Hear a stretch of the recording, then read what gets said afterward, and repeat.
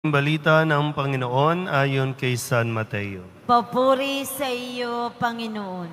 Noong panahong iyon, nang nagkakatipon sa Galilea, sina Jesus at ang mga alagad, sinabi niya sa kanila, "Ang anak ng tao ay ipagkakanulo at papatayin, ngunit muling mabubuhay sa ikatlong araw."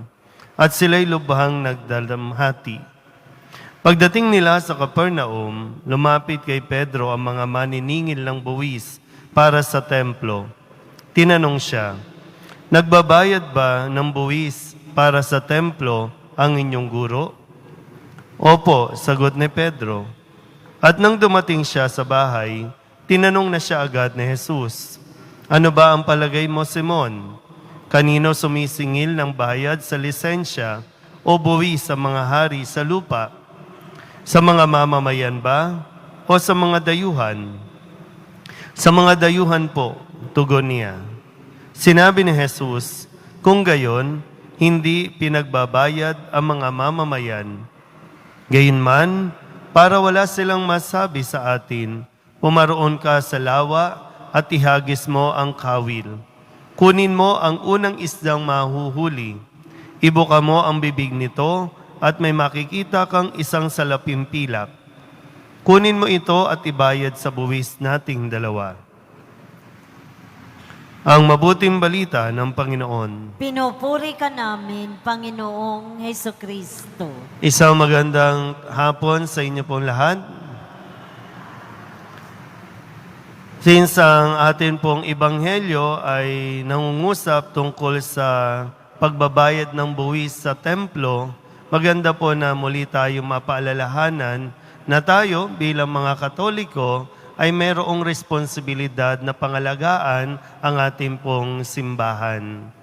Sa ibang mga sekta o relihiyon o kahit sa mga ibang Christian churches, meron silang tinatawag na parang mandate o mandatory contribution para sa kanilang mga miyembro na sa tuwing pupunta sila, linggo-linggo o kung anong mga araw na nakatakda, sila ay magbibigay ng kanilang ikapu o tithing na tinatawag.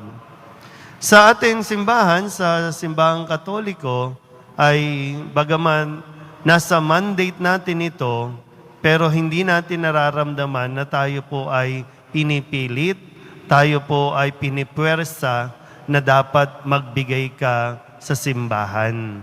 Kasi dapat ito, bagamat dapat alam natin ito kasi nga responsibilidad natin pangalagaan ang templo na ating pinupuntahan kung saan tayo nakikipag-ugnayan sa Diyos. Kaya nga po, bagamat sabi ko, bagamat hindi kayo pinipwersa, pero hindi ibig sabihin ay exempted na kayo. O lahat tayo. Tungkulin natin na magbigay para sa simbahan. At ang simbahan naman, titiyakin dapat na anumang ibinibigay para sa templo ay gagamitin para sa kapakanan ng templo at para sa mga gawain ng para sa templo. Halimbawa, kung kailangan, isang malinaw din dapat, walang bayad ang sakramento. Sa atin, hindi tayo nagbabayad, kundi yan ay tulong, yan ay donasyon para pagpatuloy din ang gawain. Ang simbahan natin, nagbabayad din ng kuryente. Ang simbahan natin, nagbabayad din ng tubig. At saan natin ito kukunin? Yun ay yung pinagsama-samang tulong at donasyon na nanggagaling siyempre sa lahat ng nagpupunta dito. Pero bibigyan ko ng diin.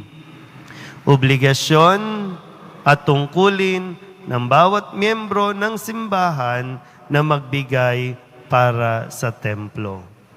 Hindi lang tayo pwedeng puro simba lang, rosaryo, nobina, tapos wala na tayong ginagampanan. Hindi pwedeng ganun lang. At minsan nga, hindi pwedeng hingi lang tayo ng hingi sa poong Nazareno. Dapat din marunong tayong magbalik ng biyaya na ipinagkaloob din naman ng poong Nazareno. Dahil wala rin naman tayong, ang lahat ng meron tayo, galing din sa Diyos. Kaya kung sa Ebanghelyo, sabi nga dito, hindi naman dapat magbayad si Kristo. Pero para maging mabuting halimbawa at sabi para wala nang masabi, magbayad tayo ng temple tax o ng buwis. Sa isang banda, pwede rin nating tingnan sa isang anggulo na hindi lang tayo sa simbahan may pananagutan. Mayroon tayong pananagutang magbayad ng buwis ng tama para sa kapakanan naman ng gobyerno o ng bansa natin. Hindi natin pwedeng gamiting excuse na kukurap lang naman din, nanakawin lang naman din, bakit pa ako magbabayad? Ibang usapin na yon. Ang mahalaga dito, ginampanan mo ang tungkulin mo bilang isang Katoliko, bilang isang mamamayan. At doon, wala tayong pananagutan na o wala na tayong, kumbaga, di na tayo magkakasala at malaya natin masabi na ginampanan natin ang ating responsibilidad.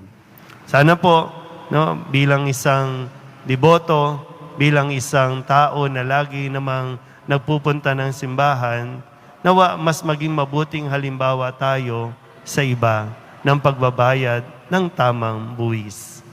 Amen?